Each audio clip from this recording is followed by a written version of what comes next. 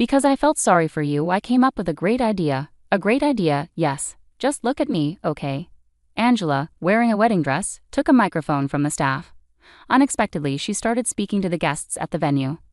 My sister is older and less educated, but would anyone like to marry her? Angela looked at me, grinning proudly, but she didn't realize the big mistake she had just made. People in the venue began to buzz and cold glances were directed at Angela. Angela didn't even notice and grabbed the microphone again.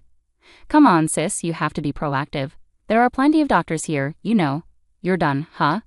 Shortly after, something shocking happened to Angela. My name is Ruth, I'm 29 years old and just an ordinary working woman. But there's one thing that makes me stand out. I became a lawyer after only finishing middle school. I have a younger sister who is 2 years younger than me. My sister Angela is attractive and charming and has always been adored by our family. In contrast, I have an average face and body and am not particularly charming. Because I was seen as the lesser child, my family and relatives treated me coldly. Even though I worked harder than anyone else at studying, I couldn't compete with Angela's charm. My parents only cared about Angela and ignored me. At first, it hurt, but I couldn't worry about it forever. I gave up on being loved by my parents and focused on studying. Studying never let me down. The more effort I put in, the better my results were. I hoped that if I did well in my studies, my parents might praise me someday. With that small hope, I worked hard all through middle school and always got the top scores on exams. But for 9 years from elementary school to middle school, my parents never praised me. Instead, they said things like, "Rankings don't matter if your grades aren't good. That's right, you only got an A, not an A+ in science." But this exam was really difficult. Can't you do anything but make excuses? It's because you're not working hard enough. You're really a disagreeable child. Don't show me your report card unless it's an A+. I'm sorry. No matter how hard I worked, my parents would not acknowledge me. They would blame me for not getting an A+. However, what saddened me most was not being looked down upon by my parents. It was Angela's words. After being severely scolded by my father and mother, Angela would come into my room without knocking. Sis, did you get scolded again?" she said, picking up my report card from my desk and snickering. "Even though your grades are so good, you got scolded. That's too bad, sis. They praise me just for not failing any subjects. Did you come here just to say that?" "I was worried about you because you might be upset, so I came to check on you. But I'm upset at the way you're talking to me." "Worried? If you were really worried about me, you wouldn't say things like that." "See, that's the thing. Because you're so unfriendly, that's why Mom and Dad don't love you." With a contemptuous look, Angela left the room. Right after that, I could hear her laughing with my parents in the living room. I should be used to this by now, but tears welled up in my eyes. I decided not to rely on my parents and not to let Angela's words bother me. I clenched my report card and decided to study hard, get a job soon, and leave this house. With this goal in mind, I became even more committed to my studies. Then in the fall of my 9th grade, my father told me something shocking. "Ruth, you'll have to work instead of going to high school, okay?" "What? Wait, Dad, what are you saying? Isn't it obvious? It's a waste to spend money on you. If you want to go to high school, earn your own money." "That's impossible. I'm still in middle school. I can't even get a part-time job." "Then give it up. After discussing it with your mom, we decided to spend money only on Angela, so we don't have any money to spend on you." "No way." Feeling utterly hopeless, I stood frozen while my mother and sister smirked at me. Looking back as an adult, I know now that there were options like scholarships or waivers to attend high school, but back then, I felt crushed knowing I couldn't go. From that day, I lost all motivation to study. My homeroom teacher said it would be a waste of my grades not to continue, but my parents adamantly refused to let me go. So after middle school, I gave up on further education and started working in a factory. Since I was too young to live alone, I worked hard until I turned 18, saving every penny. I planned to leave home the day I came of age. I paid half of my earnings to my parents for living expenses and endured those painful years. On my 18th birthday, I left a note and proudly walked away from a house filled with painful memories. Ironically, my parents and Angela never reached out to me, not even a message. At first, I felt sadness, but as I kept busy with work, I began caring less about my family. Surprisingly, without the stress of home, I started feeling more at ease. That's when I decided to revisit my love for studying. After 3 years away, I started by reviewing and quickly found joy in it again.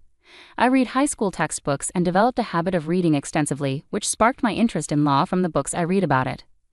Dreaming of becoming a lawyer with only a middle school education seemed far-fetched at first. But I learned that passing a preliminary exam allowed even a middle school graduate to take the bar exam. From then on, I studied harder than ever. I studied at home and even during work breaks, flipping through legal books while eating lunch. Fortunately, my older coworkers, mostly my parents' age, supported and encouraged me. At 23, I passed the bar exam and left the factory to work at a law firm. After 4 years there, I started my own practice 2 years ago. Today I work as a consultant lawyer for a hospital, living a fulfilling life. Sometimes I wonder if my parents would be proud of me now that I'm a lawyer. Maybe they would finally approve of me. Though I sometimes think about it, I've never reached out to them and likely won't in the future.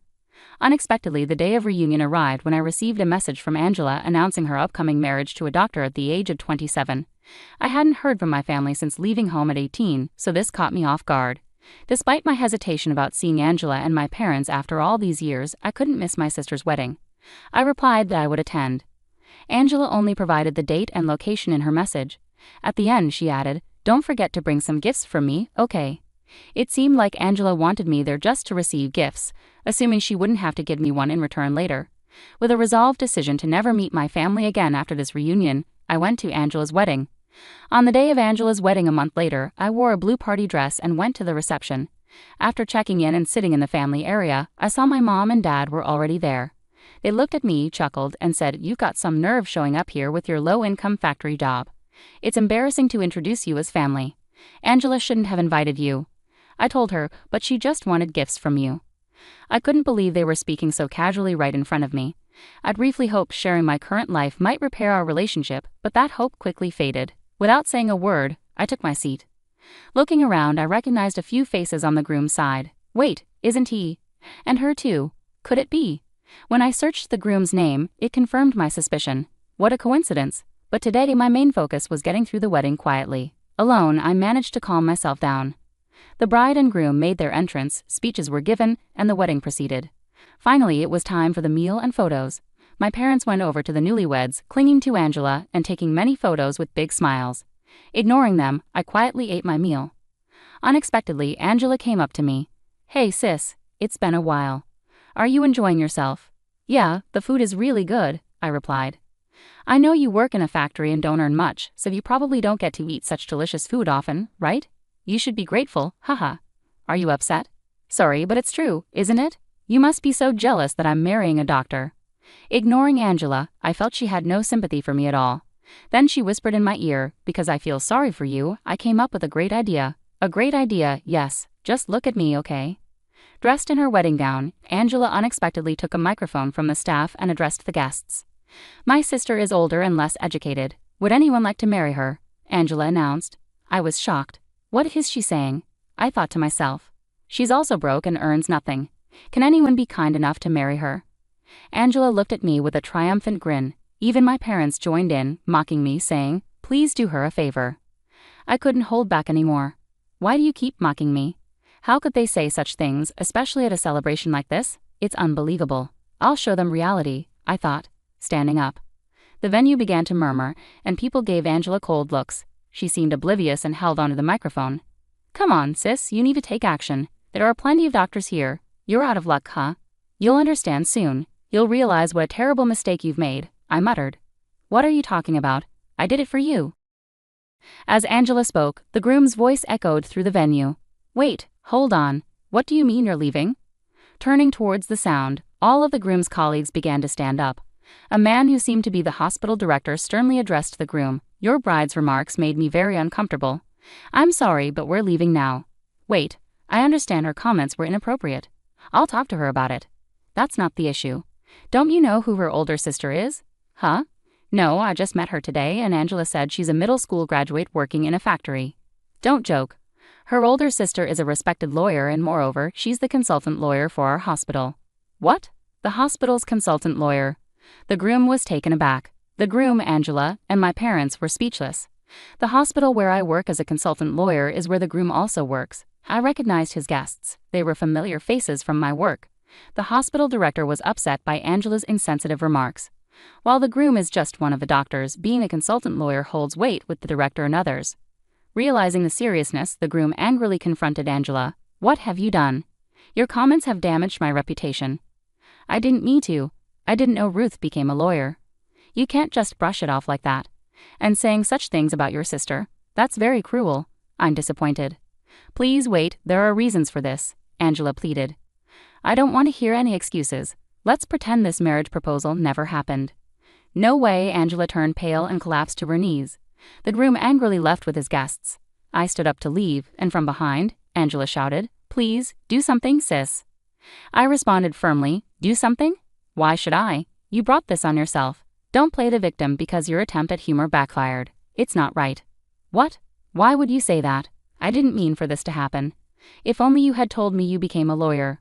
"Why would I need to tell you? You never reached out to me. I was planning to cut ties after this wedding. It's satisfying to see your regretful face at the end. Too bad you lost your doctor fiancé. Good luck finding another." With those words, I left the venue. I could faintly hear guests criticizing Angela and my parents. Indeed, Angela's engagement was called off. My parents, who had hoped Angela marrying a doctor would secure their future, were furious with her for the first time over this incident. Angela, never scolded before, seemed shattered by this and sought help from me, but I ignored her calls and cut off all family contacts. She quit her job for marriage and is now unemployed, her relationship with our parents strained as she stays isolated in her room. As for me, I'm living stable and fulfilling days. Both work and personal life are going well, and I'm content. While I may not have had a supportive family, I've found success through hard work and supportive people around me. It hasn't been easy, but I'm grateful for my efforts. Now I aim to live comfortably and enjoy life.